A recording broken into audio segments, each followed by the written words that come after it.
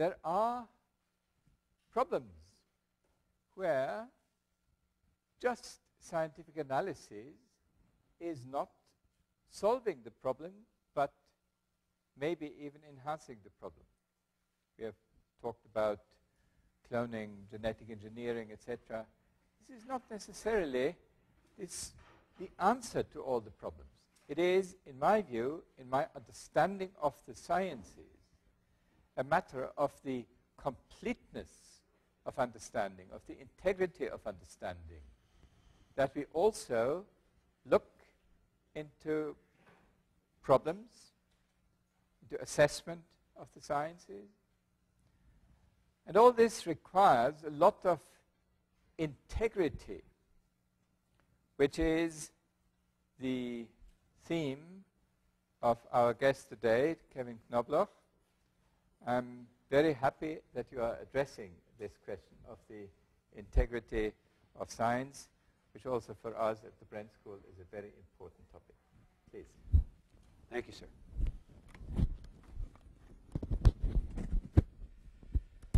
Thank you, Dean von Weizsäcker, for hosting me here today. You've been a wonderful host and for the wonderful welcome I've received all day.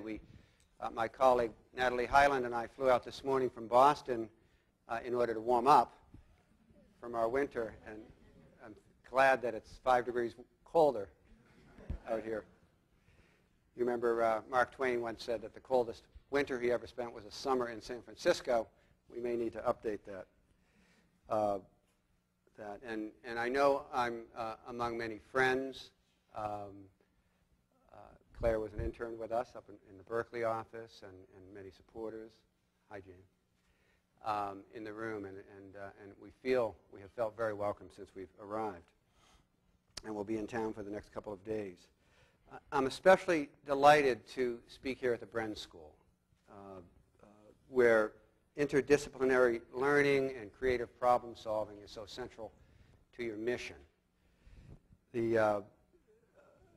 Read in your mission statement that the purposeful integration of science, management, law, economics, and policy is kind of the ethic here, and I would argue that that is so central to the future, to our ability to solve problems, that our siloed approaches of the past, even though we've been successful in solving many problems, simply has not been commensurate with the magnitude of the problems we face today, be it global warming or the risk of nuclear terrorism or state-sponsored nuclear attack, and so on.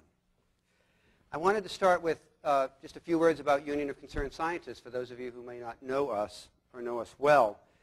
We were launched in 1969 at MIT, the Massachusetts Institute of Technology, by a group of physicists.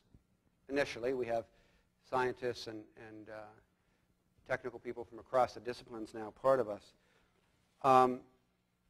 who felt that important scientific advances of the 20th century had been applied sometimes to destructive technologies.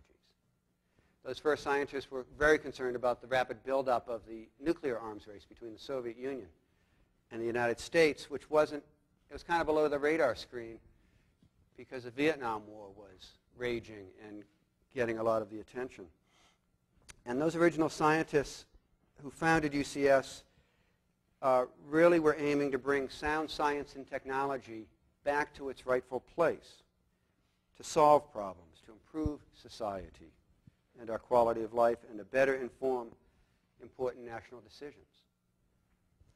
Today, as the Dean said, we're a national, nonprofit, science-based organization with 75,000 members nationally, another 200,000 activists who are associated with us, primarily online. Scientists, economists, medical professionals, engineers, and people who don't have those technical backgrounds, but who support our mission of bringing strong science to public policy making. You may know us for our work to reduce the risks of nuclear weapons, reduce the risk that nuclear weapons will be used, or that nuclear power reactors will malfunction or melt down, or for our work to slow global climate change and to ensure that our food supply is safe. Rigorous scientific and technical analysis by our staff and board scientists, engineers, and economists, as well as the leading scientists across the country who we draw on whose work we draw on, is the foundation of everything we do. That's really where we start.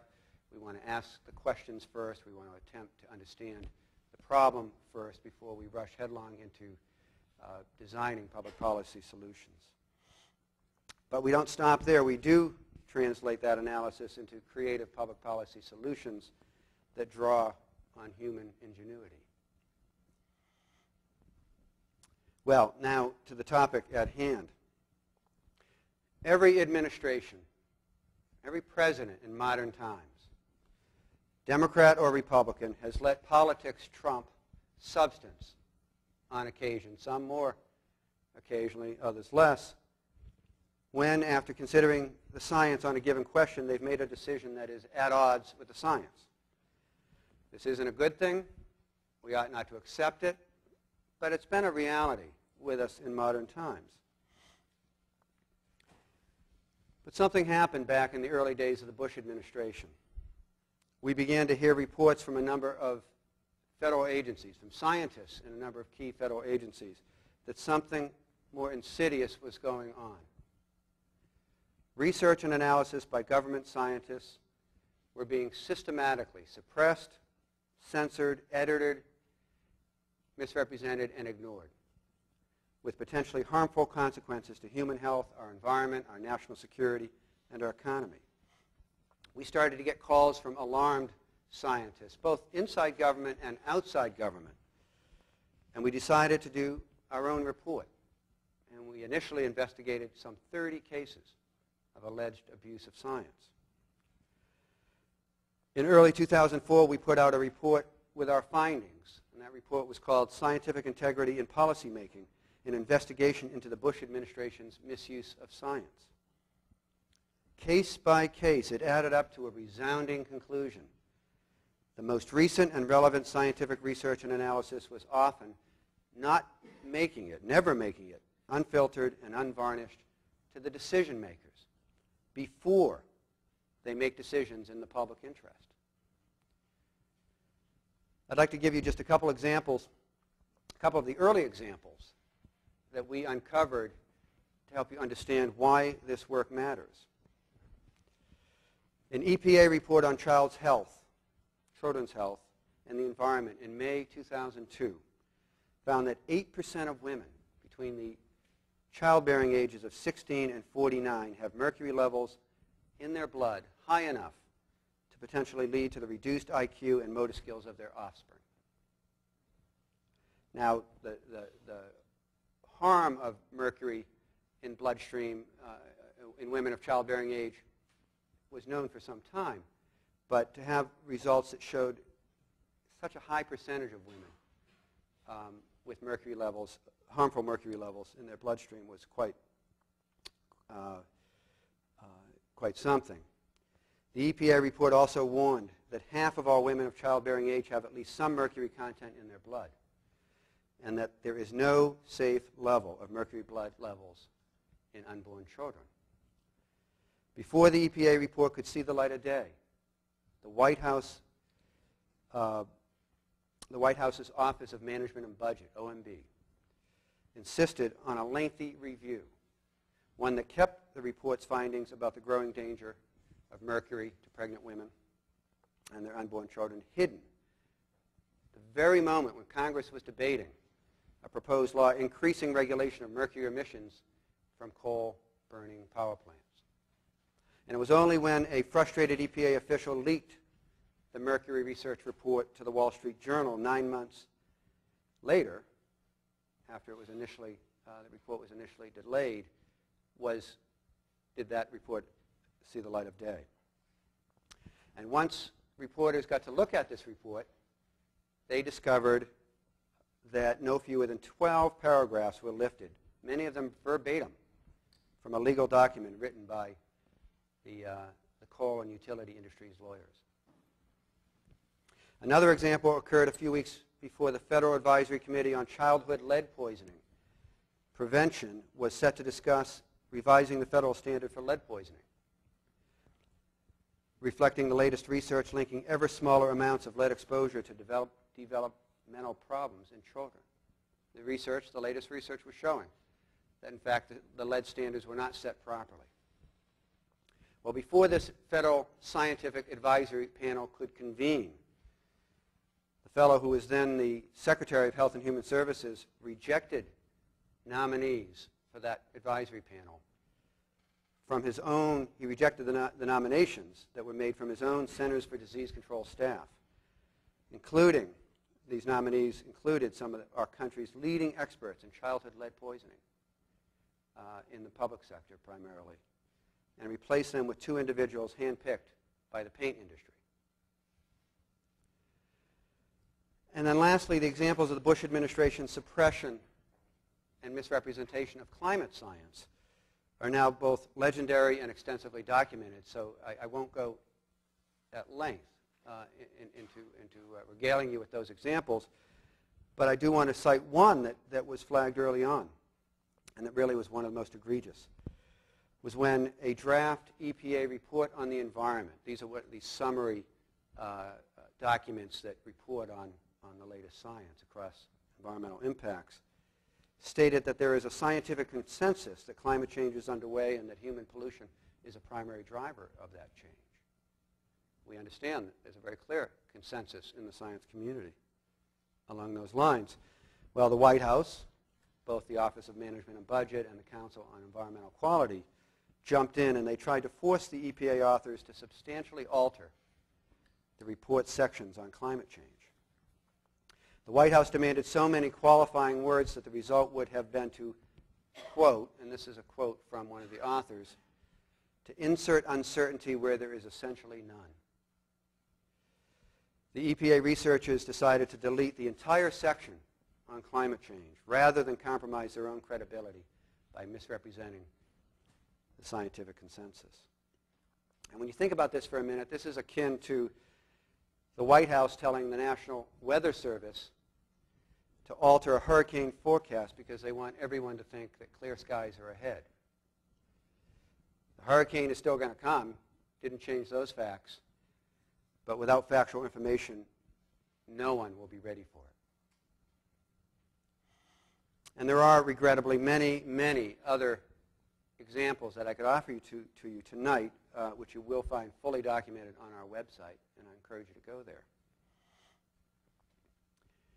But before I leave the early days of this project, I want to celebrate the heroics of the leaders in the science community across this country who stood up to this kind of abuse of science and declared that it has to stop. At the time we released the 2004 report, 62 of this country's highest regarded, most accomplished scientists across disciplines from across the country put out a statement decrying the administration's practices.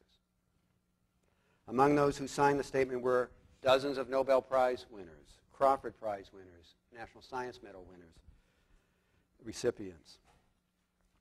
But notably in their ranks were also institutional leaders who rely on the federal government for major funding to keep their researchers employed. People like Dr. David Baltimore, who was then the president of Caltech, Nobel Prize winner, who also runs a large institution where the federal government provides significant research grants that are really critical to the work of that institution. People like Harold Varmus, another Nobelist who heads up the Sloan Kettering Cancer Research Center in New York. You know, it's always the retired generals who seem to have the courage to stand up and say something is wrong. In this case, these were active duty leaders with much at stake who stood up and spoke out. And by the way, we posted that statement on our website and invited scientists, medical professionals, and engineers from across the country to read it, consider signing it. And now, I guess about 4 years later, almost 16,000 people have signed it.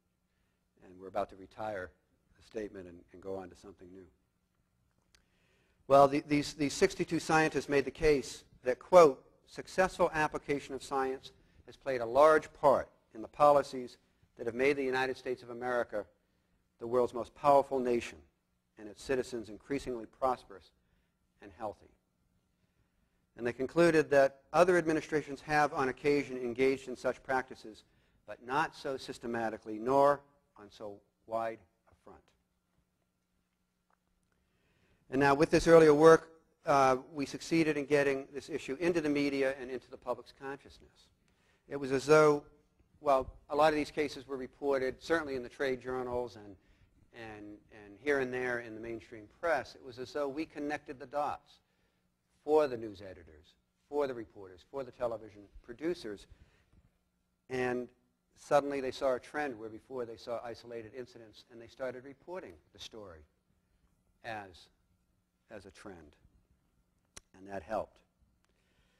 Having shone the spotlight brightly, we then set about to further educate decision makers and the public, and then to design solutions that would prevent such harmful behavior from continuing to happen.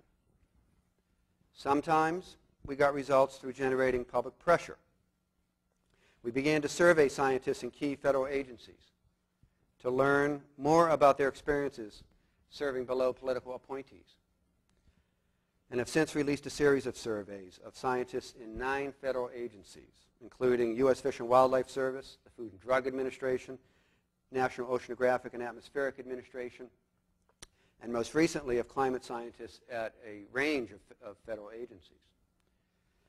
Of the more than 1,800 federal scientists who responded to the 5 surveys, 700 reported that they fear retaliation for openly expressing concerns about their agency's work. And that's a number that should be 0. Can you imagine in an academic setting having such a high percentage of your researchers fear retaliation from their superiors for expressing concerns about research or policy conclusions, for that matter? Within the FDA alone, more than 1/3 of the almost 1,000 respondents did not feel they could safely express concerns even inside the agency. This is the agency responsible for making sure that our drugs are safe to consume. Our most recent survey of the climate scientists, called Atmosphere of Pressure, Political Interference in Federal Climate Science, was released at the first hearing of the House Government Affairs and Oversight Committee of the 110th Congress. This is just a year ago when the Democrats took back control of the House and the Senate. Henry Waxman is the chair of that committee from the great state of California. Among that report's unacceptable findings was that 43% of the respondents, of these climate scientists, perceived or personally experienced changes or edits during review that changed the meaning of scientific findings. And 37% perceived or personally experienced statements by officials at their agencies that misrepresented scientists' findings. Sometimes we got results by appealing to the oversight role of Congress. This past year and a half, we worked with advocacy partners and the Washington Post to break the story about political interference with the endangered species determinations at the Department of Interior. Our staff successfully brought attention to the fact that by that point the former Interior official, she was still in office at the time, I beg your pardon. We successfully brought attention to the fact that Interior official Julie McDonald had bullied scientists and personally rewritten scientific documents to prevent the protection of imperiled species. After we found out about this and got up to speed, we went in and we briefed Nick Rahal, who is, at the time, was the ranking Democrat on the House Natural Resources Committee. He's now the chairman, with the Democrats taking back control. And after we briefed Congressman Rahal, he called for a hearing and further investigation, which in turn led to a scathing report by the Interior Department Inspector General on Ms. McDonald's behavior. Shortly before the hearing, Nick Rahal becomes chair. Hearing is one of the first things that gets scheduled. Hearing gets scheduled, and the testimony at the hearing included our own scientific integrity program director, Francesca Griffo, who is a biologist. McDonald resigned rather than come and testify under oath. And following our request at the hearing, the U.S. Fish and Wildlife Service decided to re-examine 8 of the decisions in which she was involved on classifying endangered species at one level or another. And in each of those cases, the classification was denied by McDonald. And we are currently working with the Government Accountability Office on their report on this case, which will certainly demonstrate that many more than 8 species need further investigation. Sometimes we got results by appealing to the courts. That was the case when NASA, the space agency, demanded that Caltech require that their university scientists who were working in the Jet Propulsion Lab and working on NASA contracts fill out questionnaires on their private lives and waive the privacy of their financial, medical, and psychiatric records. Now, this is not uncommon if you're going for a security clearance, but it turns out that only 10% of the scientists in this program had security clearances, and they had already gone through that kind of rigorous background check and had them. The other 90% did not require such top-secret clearances. NASA also wanted permission to gather information about these scientists by interviewing third parties. In other words, and I quote LA Times columnist Tim Rutten, who wrote recently on January 16th, as the price of keeping their jobs, many of America's finest space scientists were being asked to give the feds virtually blanket permission to snoop and spy and collect even malicious gossip about them from God knows who, end quote. Government investigators intended to look, and this was established up on the NASA website at one point. It's since been taken down, but it made it clear that government investigators intended to look for, quote, patterns of irresponsible behavior as reflected in credit history, sodomy, incest, abusive language, unlawful assembly, and homosexuality. When 28 senior scientists in Caltech's Jet Propulsion Laboratory sued in federal court to stop NASA and Caltech from insisting on such an abrogation or an abdication of basic rights of privacy, my organization joined with others in filing an amicus brief to lend our support. A district court judge initially disagreed, but 2 weeks ago, the U.S. Ninth Circuit Court of Appeals unanimously overturned that ruling, staying the background checks and assuring that the plaintiffs will get a trial. So this case will now go to trial. So you can see that we try to create positive change in many ways.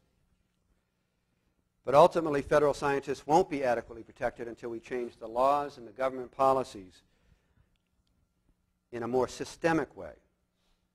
And that's where much of our energy is focused now. And I just want to give you a flavor of some of the traction that we're getting on this issue in Washington.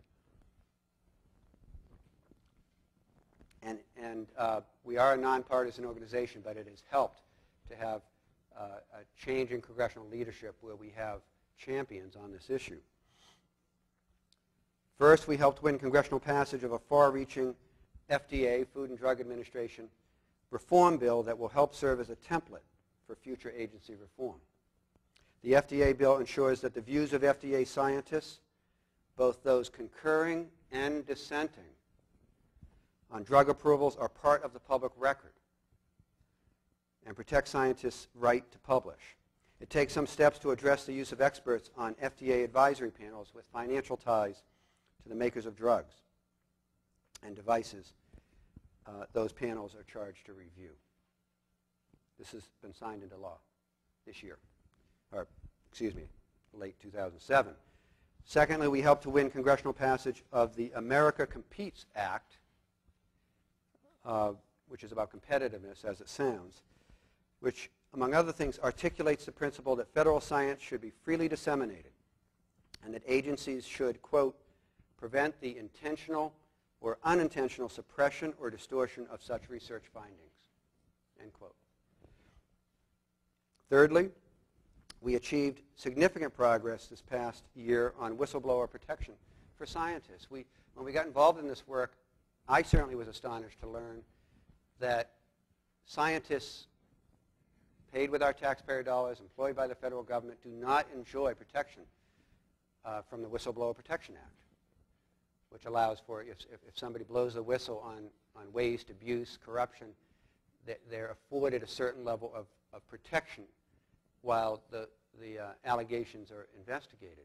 And scientists have never been covered by the Whistleblower Protection Act. And we thought that was wrong. So we worked with the House of Representatives to pass the Whistleblower Protection Enhancement Act, which ensures that scientists who publicize the suppression, manipulation, and distortion of government data will be protected from reprisals by agency managers and political appointees. This bill, by the way, passed the House of Representatives something like 310 to 90 by a veto-proof, overwhelming majority, which we were very heartened to see.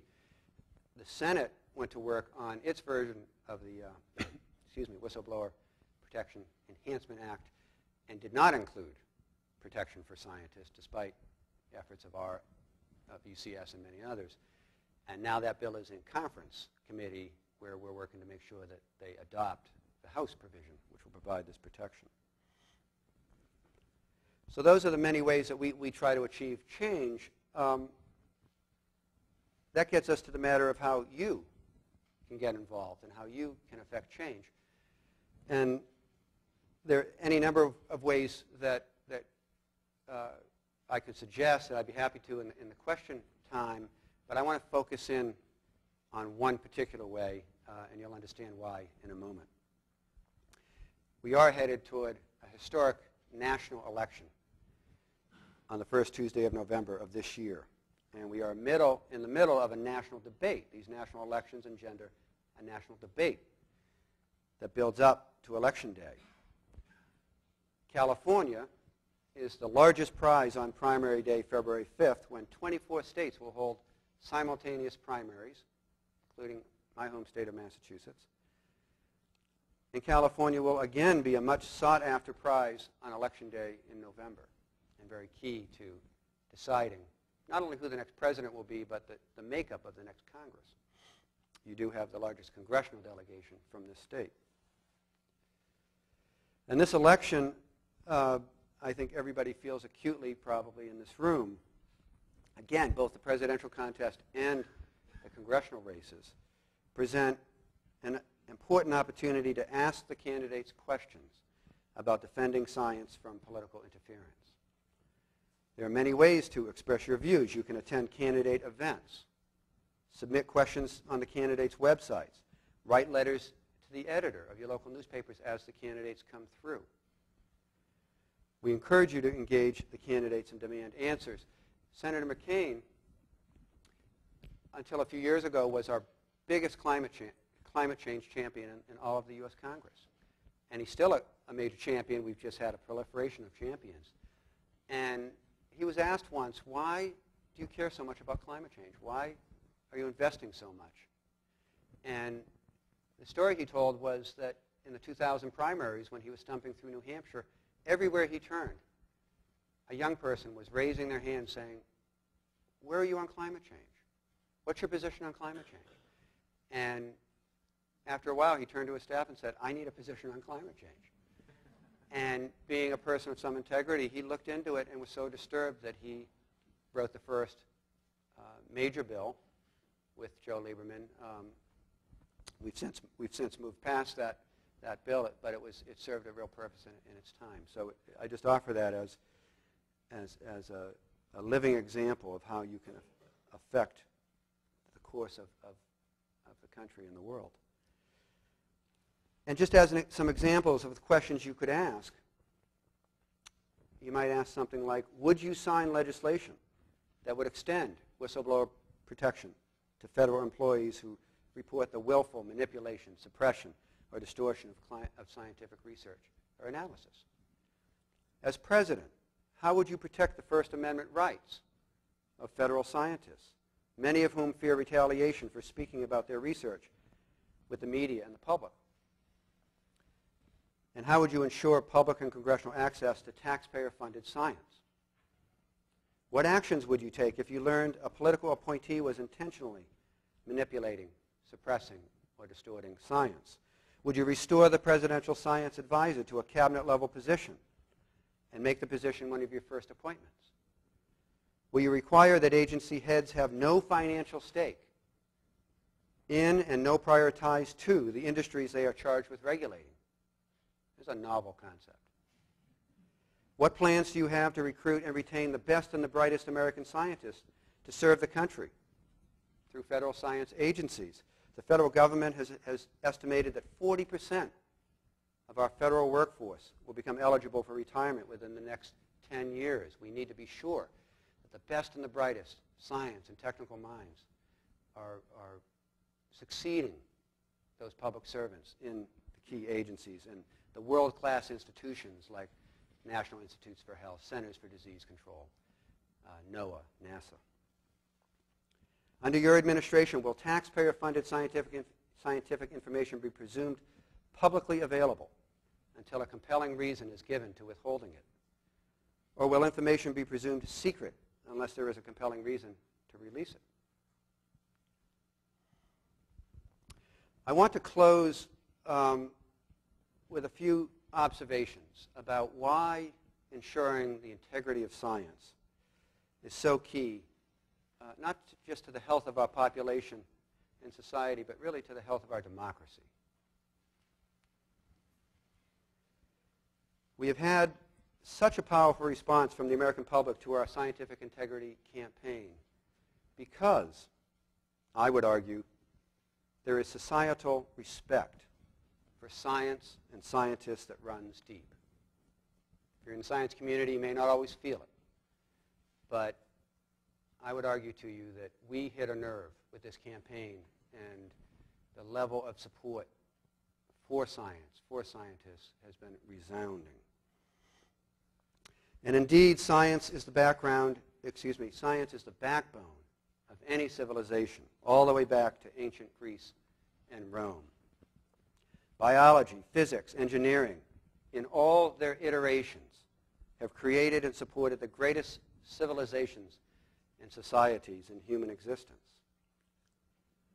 Science has always been at the heart of great thought, philosophy, and discovery, even art, as new understanding of anatomy led to Michelangelo's amazing sculptures of the human form. People understand the role of science in society and that it must be allowed, untainted and unmanipulated, to pursue factual truth and the expansion of our knowledge. People in this society honor the tenets of empirical research and experimentation, transparent methodology, the testing and retesting of hypotheses, review and critique by technically qualified peers. We can seem to accept falseness in our culture, in our politicians, even our business leaders, but undermine the scientists, and there is still power to alarm. I think that people understand that scientists are perhaps the one group that is most motivated by the pure human impulse to discover the world. As one of our most famous living biologists, E.O. Wilson, said a couple of years ago when he and I had the privilege of being on a panel with Ed, he said in that moment that science is not a religion, an ideology, or a lobby. It is simply the best method hit upon to acquire knowledge about the real world. As the late and great New York Senator Daniel Patrick Moynihan said, everyone is entitled to their own opinion, They're just not entitled to their own facts. We ignore the facts at our peril and also at great loss to society. For to be a scientist is to investigate meticulously with a patience all too few of us possess in the modern world, particle by particle, cell by cell, and theory by theory, the wondrously complex miracle that is the world around us. To push aside those facts for short-term interest is beyond short-sighted, beyond narrow-minded. It is to look through a lens so small that the very world is lost. And if that attitude prevails, if it prevails that it is okay to give a little here, fudge a little there, remove anyone in the way, call anyone an expert, and discourage the true, difficult, meticulous examination and thought based on facts, well, then we will have deeply compromised the human impulse and respect for true discovery that not only creates great civilization, but that is critical to our survival. Thank you so much.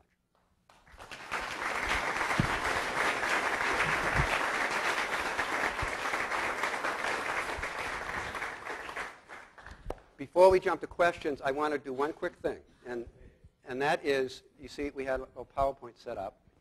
I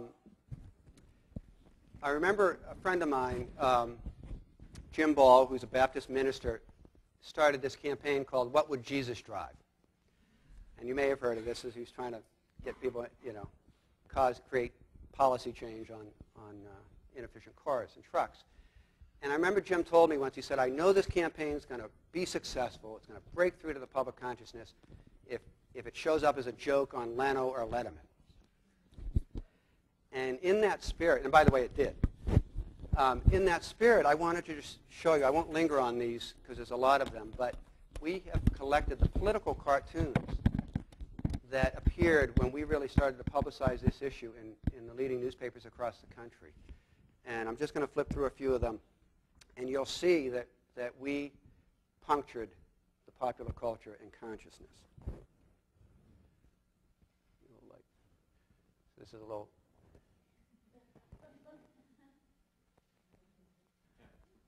I don't know if you can quite read all that, but the punchline is, I shall now turn this gold into policy.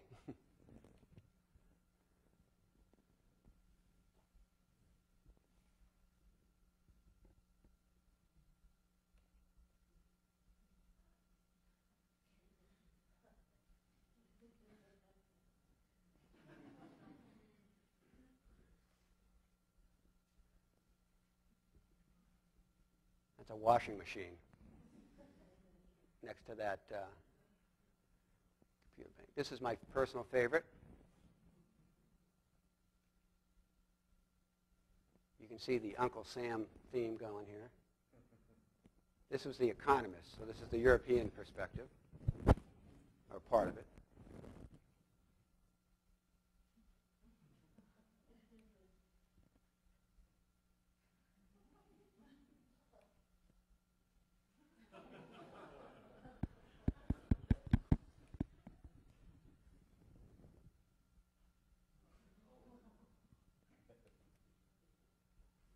This is The Onion. If you don't read The Onion, I highly recommend it.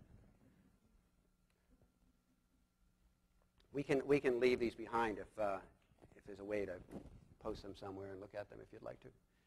Like it. The Rich Taste of Man-Made Climate Change.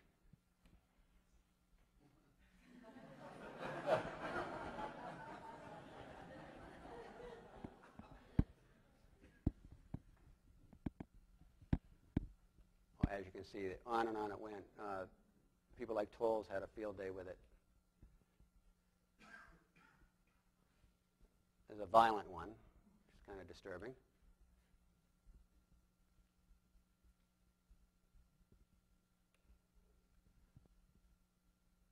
A lot of gagging and assaulting going on. Well, there you go. Doonesbury did this topic a couple times.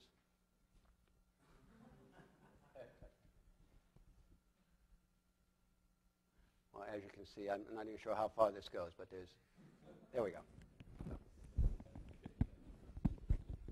Thank you very much indeed. It was delightful and very good exhortation to us to really keep good science as we try to do. Are there questions? I'm learning that in the next room, another group is listening to us, and for them to understand us, you have to have this microphone. Yes, please. Say your name and...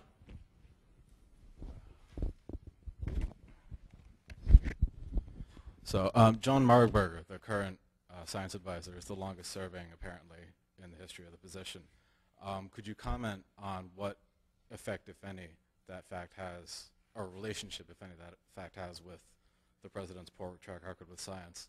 And also, if in the next administration the position is renewed to a cabinet-level position, what inherent effect do you think that would have on the visibility of that position? Because I almost never hear anything about John Marburger, even though he's been around for 8 years now. So You haven't heard much about him? well, I mean, I haven't, no. Not as much as I would have thought. It's a great question. One of the first things that President Bush did when he came into office in 2000 was to demote the science advisor, the White House science advisor. In modern times, the White House science advisor has been a special assistant to the president within the White House complex, and so on. And that title was removed. The science advisor and his team at the Office of Science and Technology was moved out of the White House complex. And we've been very disappointed with Dr. Marburger in that role. When we had to do the research and the expose of these abuses of science, when we did, in great part because he did not do his job. And it wasn't just Dr. Marburger, it was the Congressional Oversight Committees and others. And when we documented those first 30 cases, and we subsequently have done other additional research and reports, and you'll find all that on our website, Dr. Marburger issued a rebuttal that rebutted all 30 of the cases. And it was, I think, quite damaging to his own credibility with the senior science community, because of those 62 scientists who signed the initial statement, no single scientist was knowledgeable about all 30 cases, but every one of those scientists was knowledgeable about at least one or two in some depth. And when Dr. Marburger put a rebuttal out, saying there was no malfeasance here, it was not credible. And he really, these cases have continued along, as I shared in some of the more recent examples. And he has just been AWOL on that. Now, one could argue that science research dollars have increased under this administration. He certainly argues that, and in some respects that's true. The bulk of those research dollars have been in Homeland Security and in the Pentagon, but there may be other accounts across the board that have done well. But as the Dean said, that's only one metric of science funding. Okay, the next is David Krieger of the Nuclear Age Peace Foundation. Hi, Kevin, thank you for the talk and for the good work that you're doing. Thank you, David. My question actually goes to the issue of nuclear weapons and to the sort of founding basis for Union of Concerned Scientists that you mentioned about scientists doing constructive work. And it seems to me that there's a lot of destructive work being done now by scientists in continuing to develop and trying to improve so-called nuclear weapons in the weapons laboratories. And there's a couple points. I mean, first of all, just the fact that they're doing it, I think, is significant. And I'm wondering what the position of UCS is on scientists engaging in work on nuclear weapons and other weapons of mass destruction, which seems like a particularly destructive use of science. and whether you've thought about and have a position or might take one on the University of California adding its legitimacy by providing oversight and management to the nation's nuclear weapons laboratories. Anyway, I'd love to hear what UCS is doing or might do with regard to nuclear weapons and that particular situation involving university management and oversight of destructive uses of science. Well, it's a great question, David, and you make me realize that while on the climate side we have increasingly called out, might not be the right term, but we've increasingly been critical of scientists who, the very small and declining pool of scientists who are known as climate skeptics, who sometimes are irresponsible in what they say and write about, and yet I don't think we have done, I know we have not done something comparable on the nuclear weapons side in terms of scientists who devote their careers and their work to improving the destructive capacity of nuclear weapons. This administration, when it came into office, made a number of U-turns on nuclear weapons policy, including dreaming up new uses for new designs of nuclear weapons, as you know, but many others may not. The nuclear bunker buster, the so-called mini nukes, and then the bigger threat of all, this so-called reliable replacement warhead. This notion that our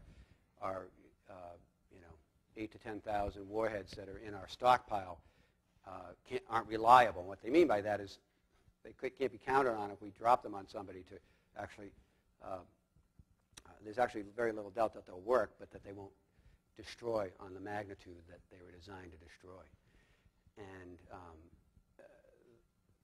this is a little bit of an evasion, but that we've done some good work. We collectively, in slowing and stopping those programs, we were able to convince the Congress to eliminate funding for the nuclear bunker buster, and that program has been killed. There's still a conventional bunker buster in the works. And then just in the budget, the military, I guess it would be in the Department of Energy budget that the Congress just passed, in the last month or two, we were able to eliminate funding, at least for the coming year, for this reliable replacement warhead program. And as part of that, Congress required the administration to actually look at our true needs. What we have done on this is really pushed ourselves to think about what is transformational change. We've come to understand that as successful as we and the many good-hearted progressive peoples who are trying to affect change are, we are not achieving results that are commensurate with the magnitude of the problems we're trying to solve. And the fact that we are so exposed on nuclear weapons is Exhibit A. Climate change is Exhibit B. And so we have pushed ourselves organizationally to think about what is transformational change on these issues, and how can we affect that change? How can we be party working with our allies to affect transformational change? And we know what that looks like on climate change. It's very deep reductions in global warming emissions from every conceivable source on a curve that gives us a fighting chance to stabilize warming and stave off the most harmful impacts globally. On nuclear weapons, we had a really interesting internal discussion and got to the point where we felt like transformational change will be when nation states no longer place such high military and political value on possessing and having the potential use of nuclear weapons. And where do you start that work? Right here, because we, certainly under this administration, made the case to North Korea, to Iran, to terrorist interests that, in fact, they needed to get a nuclear weapon because we now have a policy of preemptive strike, both nuclear and conventionally, and if we perceive a risk or if we fabricate a risk, we will attack you. And that was the clearest message that you, whatever the you is out there, needs to rush out and get their own nuclear weapon. So I'm evading partly because I'm realizing we have not focused as you suggest and as you appropriately suggest. I don't want to take up more time particularly, but I have just a quick follow-on, if I may.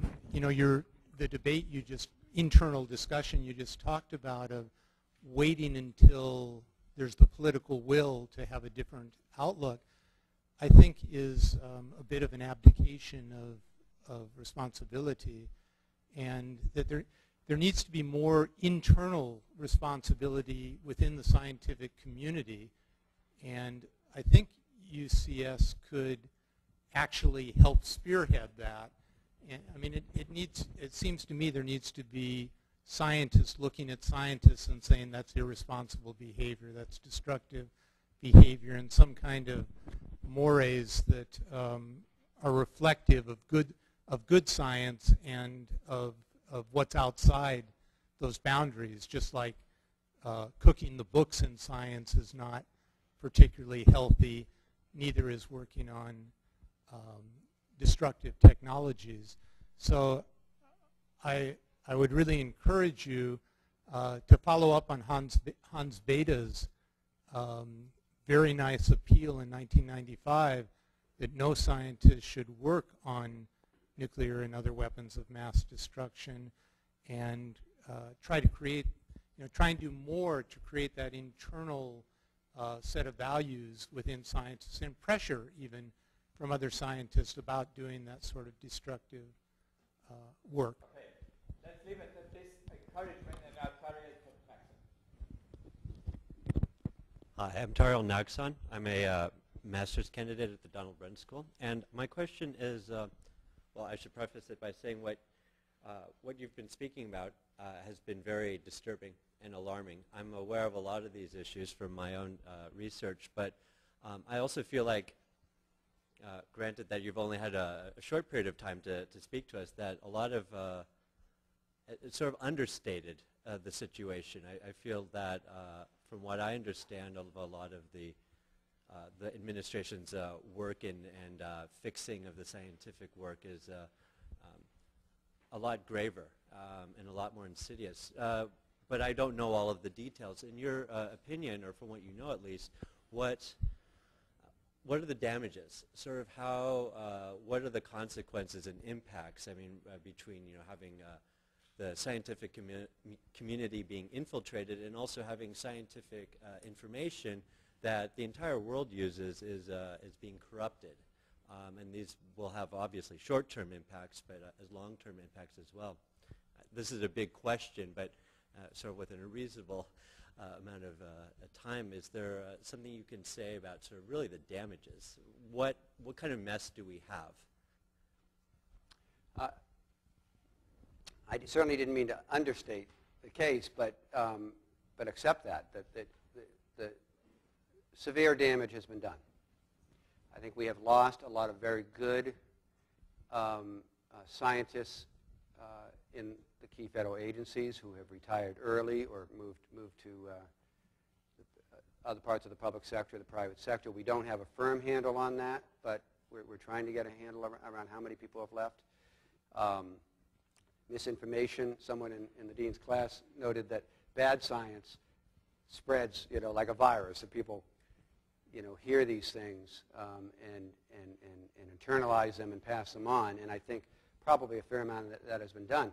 One of the early cases at Health and Human Services Department was a posting on the website of this study that was very shoddily done and quickly repudiated, that purportedly established that abortion leads to increased breast cancer rates. Well, that was on a U.S. government Health and Human Services website for probably over a year. And you wonder how many people saw that. This administration came in and struck down, cleaned the websites of public education about the efficacy of condoms. How many lives were affected, harmed, deaths even, because of that. And then I just gave you a taste of the cases. Now, I think we have done a fair amount of stemming the proliferation of these cases. It's an incorrigible administration, and so we haven't stopped it all entirely, but as in the case of the interior official, you shine the spotlight brightly enough, you get some sympathetic people in the Congress, and you can start to shut some of it down. My biggest worry in terms of the harm is that bad practices, once the envelope has been pushed on bad practices, it's really hard to bring it back. In class just before this, I talked about, you remember when Bill Clinton was president, he was criticized for using the Lincoln bedroom to put up major donors. No other president had quite been so craven, maybe, in the approach. Of course, they did many other things. Bush, when he ran against Al Gore, that was a key point of criticism, and he was going to return integrity and ethics to the White House. Do you think that this administration doesn't use the Lincoln bedroom in the same way? Of course they do. And I think that phenomenon is a danger here. So that we're spending a lot of time on preparing for the transition. What are the things that and talking to the campaigns, trying to get the campaigns to commit to restoring integrity to government science. And also thinking through who are the key political appointees that need to be replaced with people who are supportive of science and will honor and protect science. What are the executive orders that can be put in place or that need to be reversed, and so on. In fact, we call the project Undoing the Damage. So that's how I would answer it. It's pervasive, insidious, not something we can't undo in the main, but I fear some of this will be long-standing damage. Now, I'm afraid it's 6:30, and we have perhaps room for one more question. You know that. PJ, over there, on this side.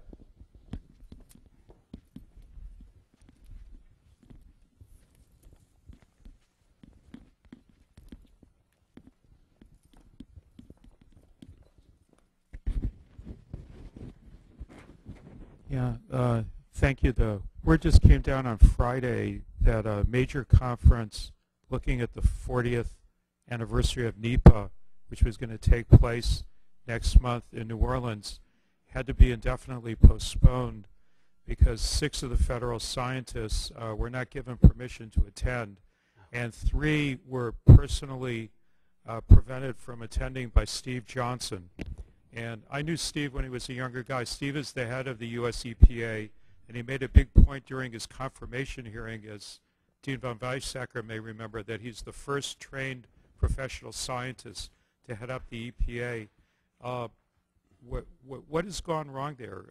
Steve, as a young man, used to do good, sound science in the public interest, and now to prevent 3 of his own people from attending a conference on the 40th anniversary of the bill that enables his position to exist, there's something really wrong there. Boy, you've hit upon one of the deep disappointments of this administration. The fact that Stephen Johnson is a career scientist, a career EPA staff person, and the acts that he's taking now are just abominable. I led a delegation of heads of environmental organizations in to meet Dr. Johnson around the issue of the California waiver, which many of you know this is related to the Pavley law that regulates climate change emissions from tailpipes of cars and trucks. 15 other states have since adopted it. The auto industry, with encouragement from this administration, sued to block it. The court ruling so far in Vermont and California have been favorable to our side, and Supreme Court ruled 5-4 that EPA must regulate carbon as a pollutant, and so on. So all of this leads to the EPA has to approve. California enjoys the privilege of establishing clean air standards that are more rigorous than the federal standard. And if California does, then other states can follow. California has to get a waiver from the federal government, from the EPA, in order to do so. 200 times in the past they've applied for the waiver, 200 times before. Republican, Democratic administrations have granted the waivers. So now the waiver decision comes before Johnson on the California Pavley rule. We let a delegation in to talk to him and really tried to argue to him that this was going to be his legacy. This and the fuel economy standard. And you know, he looked us in the eyes. He didn't commit because he probably wasn't appropriate. But you would have thought when we walked out of the room that we had made some grounds. And of course, it was really on the same day that the president signed into law the 10 mile per gallon fuel economy increase that the EPA announced that they were denying the waiver. It's a travesty, and it really is. It's really in the same camp as Dr. Marburger, where you have scientists who accept these political posts, but can't, for whatever, can't stand up for science and find themselves making decisions that, in his case, was against the unanimous, we understand, unanimous recommendation of both his science and technical staff and his policy staff. He overrode it. I'm sorry for your friendship and your association. Well, thank you very much indeed, Kevin.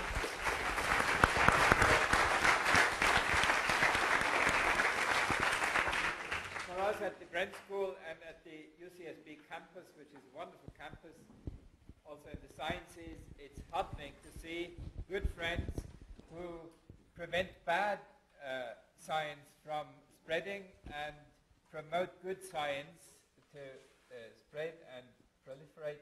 So thank you very much indeed. It has been a great honor for us. Thank you so much. Good luck for your work. Thank you so much. Thank you all.